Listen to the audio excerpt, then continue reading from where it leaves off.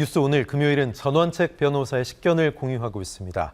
전원책의 훈수 들어보겠습니다. 전 변호사님 안녕하십니까? 예, 안녕하세요. 예, 불체포 특권 관련 이슈 보면 지금 국회의원들 다 생각이 다른 것 같습니다. 일단 국민의힘은 다 우르르 포기 선언까지 하고 서명까지 하고 있는데 민주당 내에서는 송영길 전 대표 같은 경우는 이거 포기하면 오히려 지금 이런 상황에서는 야당의 길 포기하는 거다 이렇게 얘기하고 있는데요. 이거 어떻게 보세요? 이번에 불체포 특권 포기 이재명 대표가 막판에 원래 연수물이었던 걸 끼워 넣은 거 있잖아요. 네네.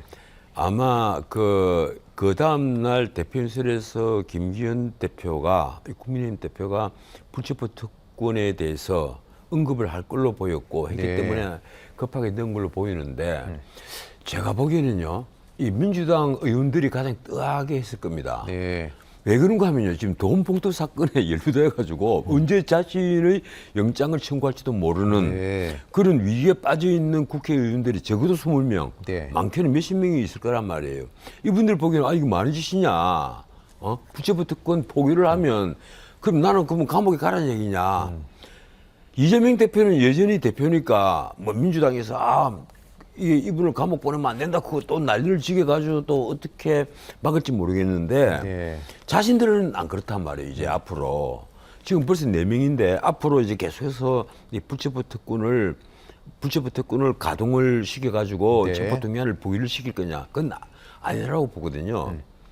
그래서 이게 아마 민주당의 이재명 대표를 빼고 나머지 의원들은 여기 찬성하는 분들 아무도 없을 겁니다. 네. 다만 저는 이런 생각을 해요. 이재명 대표도 나는 이 부분에 이제 마지막 그 고비는 넘겼는데 어차피 백현동 사건은 그 수사가 끝났다고 보입니다. 정자동 사건은 이제 수사를 시작을 하고 있는데 그리고 대북 송금 사건도 이화영 그 전 평화부지사가 지금 자백만 안 하고 있다 뿐이지 입만 꽉 닫고 있다 뿐이지 수사는 거의 다 끝났단 말이에요. 네. 특히 백현동 사건은 이건 배임자가 워낙 명백히 보이니까 그리고 토지 용도를 4단계나 상향을 시킨 이 특혜를 준 것은 너무나 문제가 있어 보이니까 네. 이걸 영장 청구는 안 할 수가 없을 거예요. 검찰로서는. 그러면 서울중앙지검 이제 반부패 수사 1부와 3부가 이 사건을 맡고 있는데 나는 이걸 빠르면 7월 초순, 네. 늦어도 7월 중순에는 그 영장을 청구할 거라고 봅니다. 그렇게 됐을 경우에 과연 이재명 대표가 어떻게 처신을 할 거냐. 예. 7월 15일부터 아마 8월 10일 그 사이는 회기를 뺄 겁니다. 그때는 국회가 문을 닫고 있을 거예요. 그때 청구를 하면 그냥 실질심사를 받으러 가면 됩니다. 네네. 그런데 그 앞에 청구를 해서 임시회 때 청구를 하면 7월 임시국회를 또 열 거란 말이에요.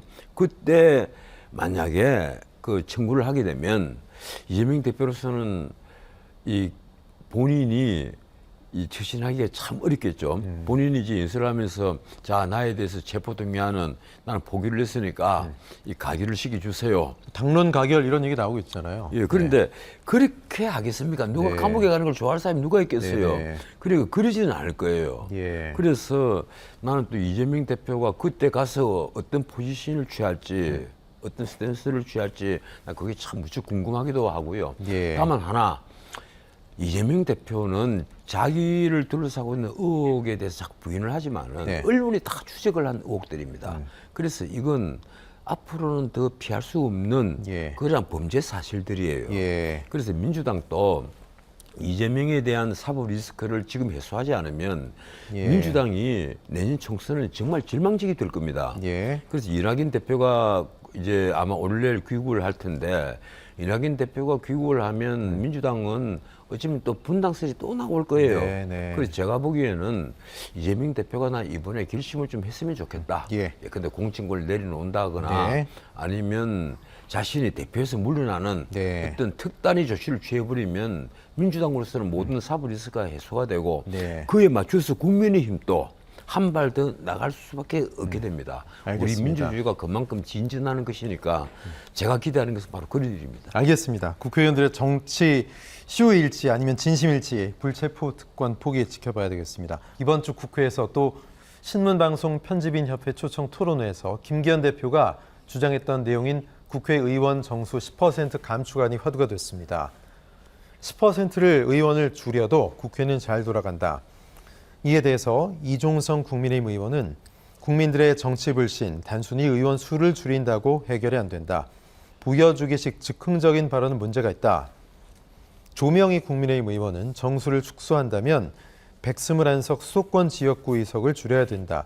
당 내에서도 생각들이 좀 다른 것 같습니다. 그만큼 국민의힘 당론으로 채택 가능할지 모르겠는데요. 여기에 정의당도 반발하고 있고 또 민주당도 찬성을 하지 않은 만큼 현실화될 가능성이 높지 않습니다. 일각에서는 그래서 김기현 대표가 또 자기 정치하는 거 아니냐 이렇게 얘기하고 있습니다. 변호사님 어떻게 보세요? 지금 국민들 생각, 이 정치판의 그 여당 생각, 그리고 야당 생각, 그리고 소수 야당 생각 이게 다 달라요. 예. 이 국민들 생각은 지금 10% 감축이 아닙니다. 헌법이 정한 최소한의 숫자 200명으로 감축하자. 네. 뭐 200명 이상 감축하려면 개헌을 할 수밖에 없으니까 개헌하지 않고 감축하려면 200인으로 하면 되겠죠. 저도 그런 생각이에요. 200인으로 충분하다. 네. 왜 그런가 하면 대통령제는 의원이 행정부를 견제를 하고 그리고 로우메이커, 법을 만드는 역할만 하면 됩니다. 네. 내각제, 독일이나 그 영국 같은 이 내각제 국가가 아니거든요. 그런 경우는 행정부를 구성하는 그것도 의회에서 나와야 되지만 그래서 의회가 풍요로워야 돼요. 의회가 그 실력 있는 의원들이 아주 많아야 되고 풍요로워야 되고. 네. 근데 우리는 솔직히 말해서 내각제를 하라고 해도 하지도 못하죠. 지금 우리나라 의회에서 과연 장관들을 여당의 한 개 그룹, 야당의 한 개 그룹 그래 만들어낼 수 있는 실력 있는 국회의원들이 있겠습니까? 네. 제가 보기에는 없습니다. 이러니까 지금 현재 국회의원 자질로 이 과연 내각제를 할 수 있겠느냐? 내각제 하려면 코인하는 뭐 국무위원들 또 나오겠죠. 네. 이 솔직히 말해서 그 국회의원들은요. 이게 지금 제도, 이 대통령제 가령 이 비례대표가 맞는지 안 맞는지 이런 것도 생각하지 않아요. 자기들이 이익만 생각을 해요. 네. 그래서 정당성 이런 것보다는 국회의원 개인들이 이걸 먼저 이제 생각을 하거든요. 내가 다음에 배지를 예. 달 수 있느냐. 예, 그런데 소수 야당이 이제 가장 그 대표적입니다. 소수 야당은 늘 주장하는 게 그 지역별 연동제 그리고 정의당이 좀 그런 경우죠. 권역별 비례대표제. 그래야만 자기들이 숫자를 많이 늘려갈 수 있으니까 네. 그걸 원하는 거고.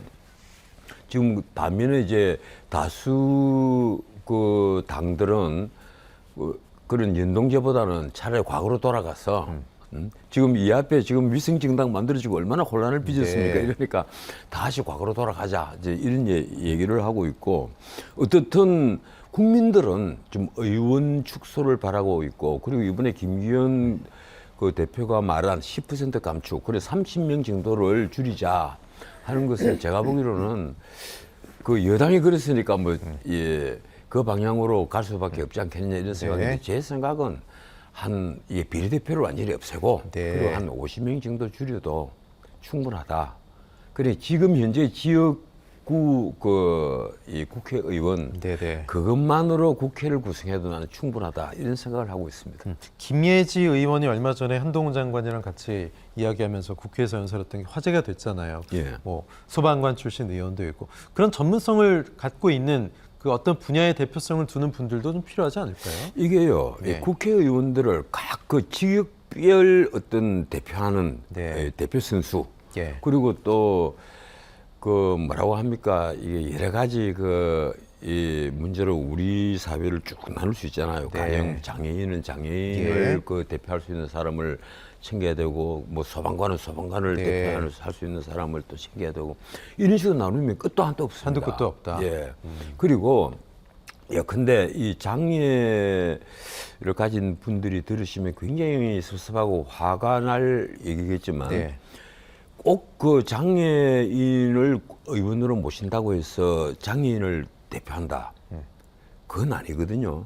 그래서 처우가 개선된다 예. 이렇게 안 보시는군요. 예, 저는 그렇게 생각하지 않습니다. 오히려 그 장애가 없는 분들 중에서도 이 장애를 충분히 대변할 수 있는 그런 공부를 한 분들이 많이 있다고 저는 생각을 해요. 네. 그런 거는 다 맞습니다. 근데 이 군에 뭐 군인을 대표한다. 그러면 꼭 군인이 그 현장에 뭐 국회의원으로 현장에 네, 나와야만 네.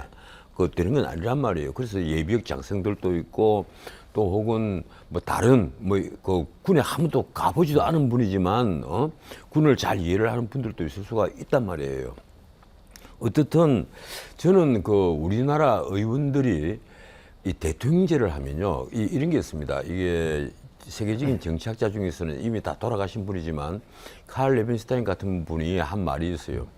미국의 민주주의가 미국은 이제 대통령제 원류 국가입니다. 네. 세계에서 대통령제를 가장 먼저 실천을 한 국가인데 미국의 민주주의가 해외로 나가니까 수출이 되니까 분장을 하니까 이상한 민주주의가 되어버리더라. 아, 그 아주 대표적으로 꼽는 나라가 아시아의 독재 국가들, 남미의 독재 국가들을 꼽았어요.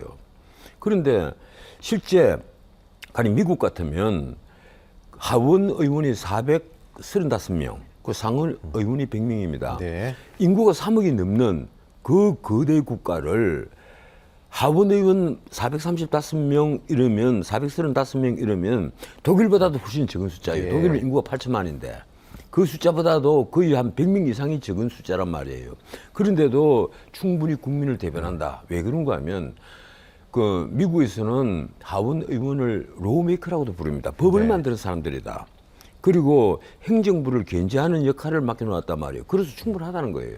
근데 우리는 원래 우리가 그 16대 때 이 299석 그 273석으로 26석이 한 준지감이 있어요. 네. 그때 이인재 그 앞에 이제 대통령 후보를 했던 이인재 후보가 어떤 공약을 했는가 하면 국회의원 숫자를 200명으로 줄이겠다. 그리고 공무원 또 작은 정부를 만들겠다. 나는 3분의 1을 임기 네. 내에 감축을 하겠다. 이런 공약을 내놓았어요. 그게 선풍적인 인기를 얻었단 말이에요. 그때도. 그래서 그때 DJ 이제 정부가 이인재를 찍으면 인재가 된다 이렇게 얘기했던 그때였죠. 그래서 네. DJ 정부가 이제 대통령에 당선이 되고 나서 예. 야, 의원을 줄이는 것이 이것이 민심이다. 바로 이것이 민심이라는 거예요. 그래서 처음으로 26석이 줄어서 273석이 됐습니다. 그런데 저는 지금 우리도 뭐 한 250석 정도로 줄여도 충분하다는 생각을 합니다. 네. 그리고 지금 솔직히 말해서 의원들 하는 거 보면 너무 놀아요. 그래서 이번에도 문호동 무임금 얘기가 나왔지 않습니까? 예, 예. 이렇게 팽팽 노느니 차라리 좀 속아내자. 이 굳이 그리고 우리 예. 의원들 말입니다. 이게 정치판을 기웃거리는 사람들은 그 우리가 좀 한번 생각을 한번 해보십시오. 네. 여당 쪽은 책상 물림들, 온실속 화초들입니다. 네. 그리고 앞에 뭐 판검사 아니면 고위 관료 아니면 집에 돈이 아주 많았던 사람들 솔직히 이렇게 말해서 이런 사람들이 주류들이에요. 네. 그리고 그러면 야당은 뭐냐? 주로 운동권. 이 공부보다는 오히려 운동에 매진을 했던 운동권 네. 인사들이 많단 말이에요. 예. 그리고 또 지역별로 나뉘어져 가지고 어느 지역이든지 동쪽은 이른바 보수 세력들이 뭐 몽둥이를 후보로 내놓아도 당선이 되고 네. 또 반대쪽은 진짜 빗자루 몽둥이를 후보로 내놓아도 당선이 되는 그런 기이한 의회가 되어 있는 겁니다. 그래서 이제는 좀 실력 있는 국회의원들, 네. 우리를 정말 대표하는 그런 국회의원들이 의정당상을 채워야 되겠다. 네. 그래서 숫자도 좀 줄이고, 예. 그래서 서로 경쟁을 하고 공부를 하고 그 중에서 또 좋은 정치인들이 나와서 또 우리의 통치자가 될 수 있고 네. 이랬으면 얼마나 좋겠느냐 이런 생각을 합니다. 예, 이정미 정의당 대표는 뭐 거대 양당에 만나서 선거제 개편 담판 짓자 뭐 이렇게 얘기하고 있고 또 김재현 최고위원은 선거제 합의를 못하면 민주당 주도로 유리하게 될 거다 이렇게 얘기하고 있는데 사실 정당별로 선호하고 있는 안들이 다 다르지 않습니까? 다 다르죠. 동상이몽인데 또 그 정당 내에서도 말씀하셨듯이 지역 구별 또 전부 다 생각들이 그것도 다 달라요. 다 다른데 참 그 승부는 그 이제 뭐 수도권 121석, 121석에서 승부가 난다 이러지만 이 정의당은 속으로 어떻게 생각하는가 하면 야, 이 권익별 비례대표제 빨리 해야만 한다. 어떻게든지 해야만 한다. 거기에다가 이왕이면 도농복합형 중대선거구제를 네. 더하면 참 좋겠다. 그러면 정의당은 아마 30석 정도로 약진을 하겠죠. 그리고 민주당 입장에서는 어떻게든지 과거처럼 뭐 위성 정당 정도로 하고 또 수도권에서 자기들이 특세를 하면 다시 한번 180석을 그 꿈꿀 수 있다. 그냥 소선구제 예, 유지하고. 왜 그런가 네. 하면요. 지금 이번에 나온 MBS 여론조사 외에 나머지 여론조사를 보면 여전히 민주당이 국민의힘보다 더 많은 지지를 받고 있단 말이에요. 네네. 이러니까 여기에 이재명 대표를 향하고 있는 사법 리스크 그리고 송영길이 돈봉투 리스크 이런 것만 좀 해소가 되면 민주당이 역시 이길 것이다. 우리 민심은 여전히 권력을 견제하는 쪽으로 네. 권력을 지지하는 것보다는 권력을 비판하고 견제하는 쪽에 더 많이 기울어 있다. 예. 이런 판단을 민주당이 하고 있는 겁니다. 네. 그래서 나는 이대로 가면요. 또 지난번처럼 위성정당을 또 만들려면 되는 것 아니냐. 꼼수정당. 네. 그런데 제가 보기로는 이 위성정당 만들다가는 정말 안 될 것 같고 차라리 그럴 것 밖에야 과거같이 병렬식으로 이 과거처럼 예. 이 지역구 후보도 내고 또 비례대표 후보도 내고 다만 이제 비례대표 후보는 이 과거와는 달리 나는 당내에서 일종의 선거제도를 좀 거쳤으면 좋겠어요. 후보들이 나서가지고 1번부터 번호를 쭉 정할 때 지금 거의 지명이잖아요. 그죠? 지금은 네.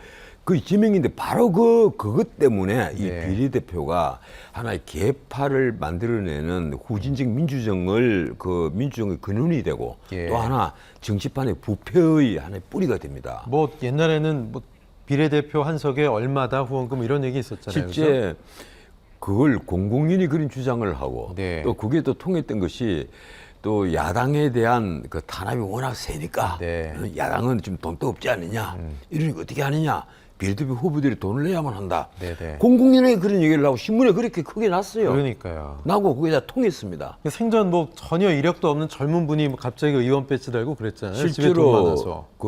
이 광주의 예. 그 민주화 대부라고 할 수 있는 홍남순 변호사 네. 그 어른은 그 아드님이 이제 그 의원이 됐잖아요. 네. 그때 뭐 이제 이른바 정치 자금 얼마 내야 된다 이런 말이 도니까 다음 선거 때 너 이제 정치하지 마 예. 이런 말을 했다는 에피소드가 있죠. 네. 그럴 정도로 이 야당은 또 실제 그만큼 열악한 환경이 있었고 여당은 정치 자금이 충분히 있었는데 네. 그때 군사 정권이었단 말이에요. 그런데 야당은 정치 자금이 없애는 데다가 누가 야당에 정치 자금을 함부로 주면 예. 또 사찰을 받고 난리가 날 테니까 얼마나 어려웠겠습니까? 네. 이러니까 그런 일들이 그 비례대표가 하나의 정치 자금을 공급하는 하나의 그 소스가 된 겁니다. 네. 그런데 이제는 그러다가는 뭐 문자 그대로 사법부의 처벌을 받아야만 하는 거니까 네. 그럴 수는 없는 것인데 어떻든 이 비례대표가요 우리나라 민주주의 역사에 좋은 영향을 끼치다기보다 나는 나쁜 영향을 더 많이 끼치다고 생각을 합니다. 네. 부패의 하나의 원인이고 온상이고 또 하나는 정파보다는 개파를 만들어내는 후진적 민주정의 하나의 토대였다. 네. 저는 그렇게 생각을 해요. 그래서 비례대표는 이제 없애거나 아니면 정말 전문가를 모시는 그런 네. 전국적인 인물을 모실 수 있도록 하는 정말 지금보다 한 절반 정도로 확 더 축소하는 그런 좀 방향으로 나갔으면 좋겠다 이런 예. 생각을 합니다. 그렇다면 총선 어떤 프레임으로 국민들은 바라보고 계실까? 총선 시기는 빠르게 움직이고 있는데요. 여론을 좀 알아보면요. 자, 다음 두 가지 중에 어느 주장에 내년 국회의원 선거 좀 공감하시냐? 정부 여당 지원이냐, 정부 여당 견제냐? 가장 최근 6월 4주 조사는 43% 그리고 44% 거의 비슷합니다. 지원과 견제. 글쎄 뭐 중간 평가다 아니면 정부 여당 힘을 실어줘야 된다. 지금 거의 비슷합니다. 5월 둘째 주부터 보면요. 흐름상 뭐 44대 43, 46대 46, 43대 43. 어떻게 보십니까? 이 정도면은 아직까지는 선거 때까지 시간이 많이 있기 때문에 양당이 어떻게 하느냐에 따라 결과가 많이 달라진다 이렇게 봐도 될 것 같은데요. 지금 정부 지원한다 하는 게 어제 MBS에서 나오고 43% 그리고 정부를 견제한다는 게 44%인데 네.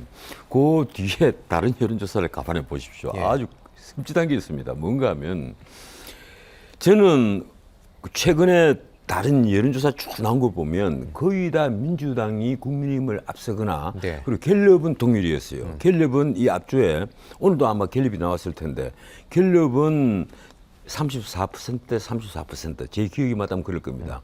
그래서 지난주에서는 동일이었는데 어제 놀라운 게 있었습니다. 민주당이 하락을 해가지고 25%로 툭 떨어지는데 국민의힘이 35%로 치솟아가지고 10%포인트 차이가 나요. 양당의 지지도가. 이유가 뭐라고 보세요? 저는 제가 보기로는 딱 이유를 하나밖에 찾지를 못했습니다. 이 국민의힘 김기현 대표, 이 원내대표 연설과 당대표. 교섭단체 대표 연설과 그리고 그 앞에 하루 전에 있었던 이재명 그 대표의 교섭단체 대표 연설. 예. 이 교섭단체 대표 연설의 비교에서 나온 영향. 그 외에는 난 찾지를 못했어요. 네. 어떻든 제가 보기로는 이번에 MBS 이 지표조사, 물론 그 여론조사를 한 곳은 네 곳입니다만 이 지표조사에서 이렇게 그 상상 이외의 대전환이 되어버린 거. 그래서 나는 오늘 갤럽 그리고 이 다음 주 초에 나올 리얼미터 여론조사 이걸 좀 유심히 볼 생각인데 네. 과연 양당의 여론조사 결과가 어떻게 될 것이냐. 난 이게 양당의 그 지지도가 오히려 그 정권 지원론, 정권 심판론 예. 이 차이보다는 더 중요하다고 생각을 하거든요. 네네. 지금 왜 그런가 하면 지금까지 거의 모든 여론조사에서 네. 민주당이 앞서거나 아니면 갤럽처럼 여야 동률이었는데 예. 이번에 MBS 조사에서 너무나 큰 차이를 많이 내버리니까 네. 이 상태대로 가면 민주당은 완전히 괴멸 상태에 빠지는 거죠. 예. 지금 민주당에 지금 그렇지 않아도 덮쳐온 리스크가 워낙 많단 말이에요. 예.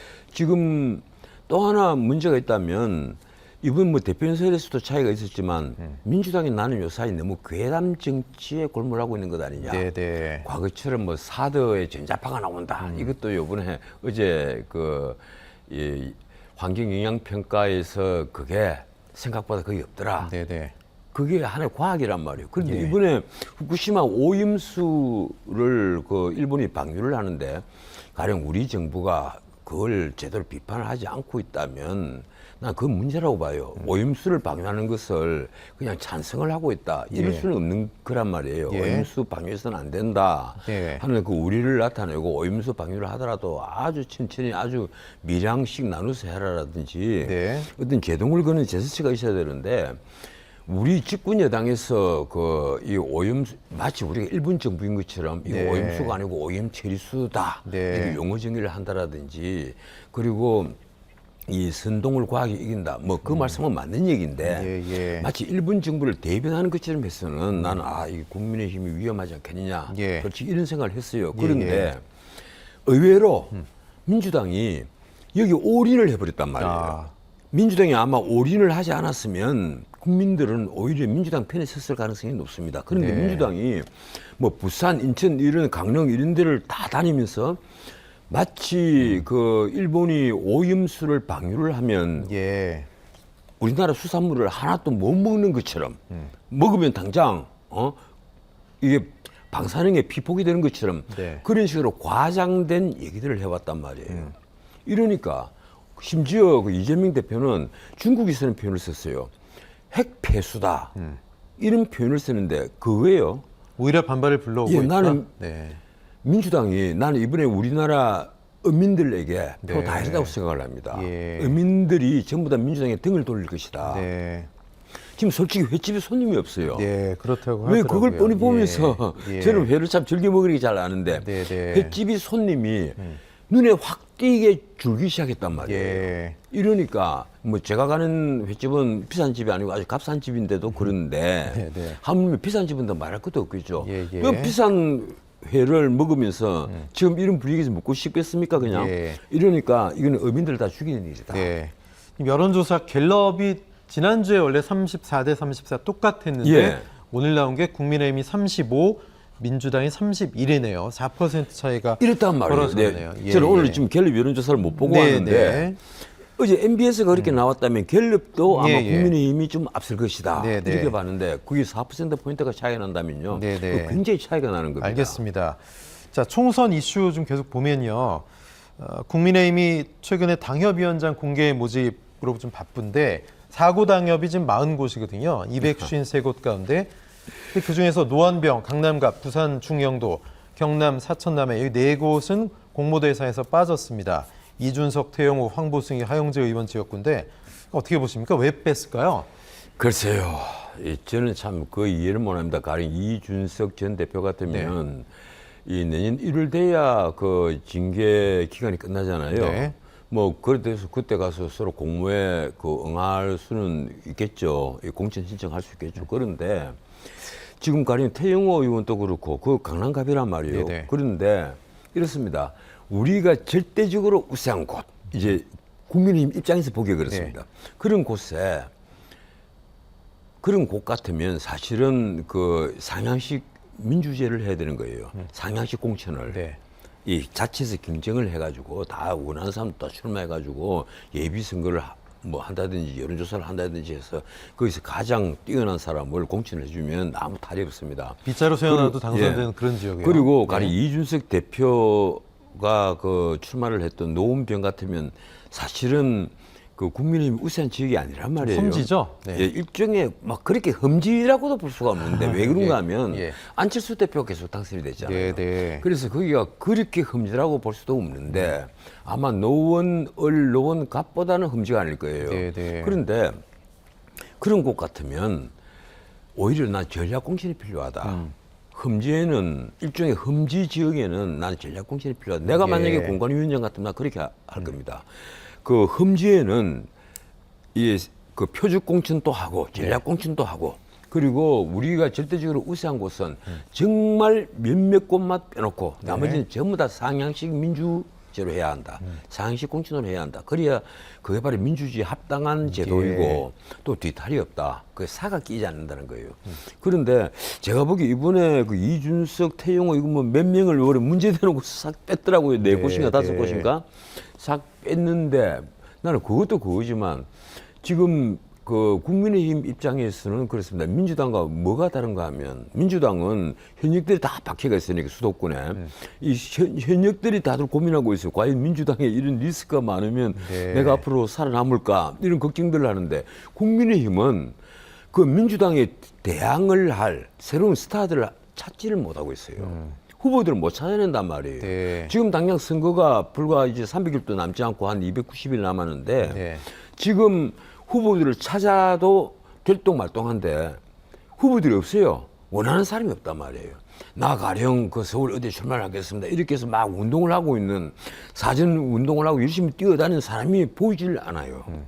수도권이 워낙 어렵고 대통령 지지율이 안 나오니까 그죠? 예. 그래서 지금 가령 제가 살고 있는 곳만 해도 그렇습니다. 저는 지금 서울 마포에 살고 있는데 보면 계속 그 보수 옛날에는 여기가 제가 살고 있는 곳이 보수 후보가 3선 4선을 연속으로 했던 곳인데 지금은 보수 후보가 계속 떨어졌단 말이에요. 이러니까 사람이 없어요. 그래서 이런 현상이 서울 곳곳에 있단 말이에요. 서울에서도 지금 국민의힘에서 후보들의 각축 부리는 곳은 강남, 서초, 송파 이 세 곳 외에는 없거든요. 과거처럼 이제 그 용산 그리고 중구 이 벨트 이 벨트에도 거의 후보가 보이지 않습니다. 이러니까 앞으로 이거 어떻게 하느냐. 국민의힘은 후보난이다. 이렇게 해서 정말 이게 그 뭐 천당 밑에 있는 분당이라는 곳 그리고 강남, 서초 이런 송파 이 벨트 이 벨트 외에는 그러면 후보를 찾기가 어렵다. 뭐 인천 쪽에도 거의 그 지금 국민의힘에서 지난번에 2곳밖에 당선이 안 됐기 때문에 새로운 후보들을 그 나머지 11곳에 새로운 후보들을 못 찾아내고 있단 말이에요. 그리고 경기도는 또 말할 것도 없습니다.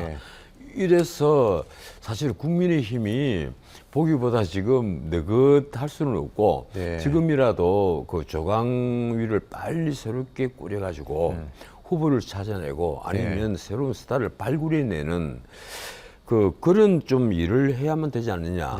지금 국민의힘에 그동안에 가령 최고위만 해도 그렇습니다. 최고위가 거의 권위가 없어 보일 정도로 심지어 그 정치지망생 중심의 최고위를 만들었잖아요.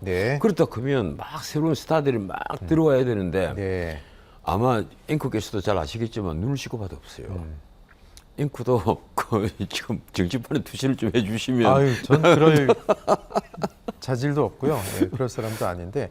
근데 민주당 같은 경우는 뭐 올드보이들 얘기 계속 나오고 있잖아요. 정동영, 천정배, 뭐 박지원 전 원장 이런 그렇죠. 분들 거의 지금 나온다고 보고 있는데 이건 오히려 좀 우려스럽다 이런 시선도 있지 않습니까? 이 올드보이 중에서도 가령 뭐 박주선 같은 분은 네네. 아마 국민의힘 쪽으로 이미 넘어오신 분이고, 네, 그렇죠. 이 정동영 의원 그 전 대통령 후보죠. 네. 이분은 그대로 다시 전주에서 전주. 예, 전주를 올백을 하고 싶어 하는데 네. 모르겠습니다. 이분이 전주에 지금 본인이 있던 곳에 김승조 의원이 있거든요. 네네. 그래서 이분이 서울에 또 나올지 이 전주로 나올지는 모르겠고 어쨌든 그 우리는 올드보이라고 하는데 그분 생각은 올드보이가 아니죠.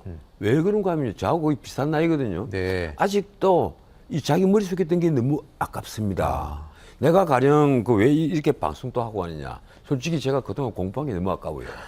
너무 아깝기 때문에 예. 방송도 하고 하는 것인데 네네. 뭐 은퇴해서 낙진하고 유유자직했으면 좋겠는데 이 요사이 방송하는 사람들 중에 저만큼 많은 젊은 친구들도 보이지 않는 것 같기 없죠. 때문에 역할 많이 해줘야죠. 예, 아니기 때문에 예. 제가 현역으로 뛰고 있단 말이에요. 네네. 그 정치하는 분들도 마찬가지예요. 그동안 공부한 게 아깝잖아요. 네, 경험도 그렇고 예, 그렇죠? 정치도 공부했지만 가령 자기가 전공한 부분, 가령 경제를 전공했다, 국방을 네. 전공했다, 특별히 관심을 가지고 난 노동을 많이 네. 공부를 했다. 이렇게 다양한 공부를 한 게 너무 아까우니까 본인이 그것 때문에도 미래를 많이 가지고 있는 겁니다. 네. 그래서 저는 이게 올드보이들이 무조건 물러나야 된다고 생각은 하지 않는데 네. 사실은 이 국회에는요, 이 미국 같으면 예. 뭐 89 된 분들도 어정단성이 있잖아요. 네, 네. 일본도 그렇고 예. 그런 분들이 지혜가 또 필요하기도 하거든요. 예, 알겠습니다. 그래서 무조건 올드보이라고 표현할 건 아닌데 네. 이제 한두 번 심판받은 분이 또 네. 미래를 가지고 또 나오는 것은 그건 좀 보기도 그렇습니다. 네. 전원책의 훈수였습니다. 변호사님 고맙습니다. 예, 고맙습니다.